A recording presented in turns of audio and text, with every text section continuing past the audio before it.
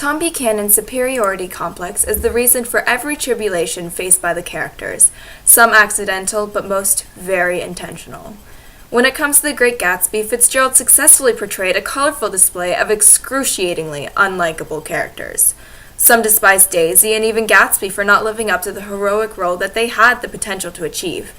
However, they have some admirable qualities that redeem them. People make mistakes. People have their flaws.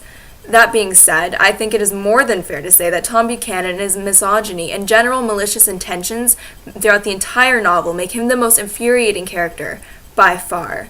His selfishness is the detriment of every person in the novel. Specifically, his inability to choose a woman robs everyone of happiness, even himself, which I suppose is some consolation.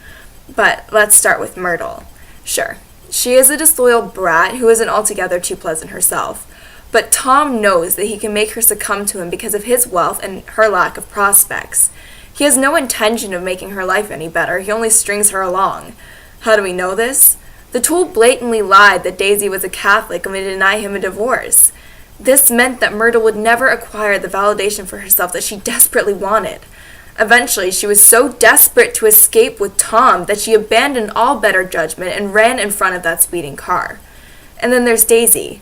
He didn't even try to conceal the fact that he was having an affair. He loved the idea that she was so dependent on his wealth and title that he could abuse her without any repercussions. In the end, she was so dominated by him that she couldn't bring herself to commit to Gatsby. Possibly it was his East Egg influence, but being wealthy does not equate to being wise and all-knowing. All in all, the deaths were all associated with the wreckage that Tom made by being so stubborn. Yes, this began with Myrtle, but he sat by and allowed it to escalate. Possibly he was feeding off the drama like a sick little leech. He represents the hindrance to the American dream, and he represents the byproduct of a corrupt society. Tom Buchanan is infuriating.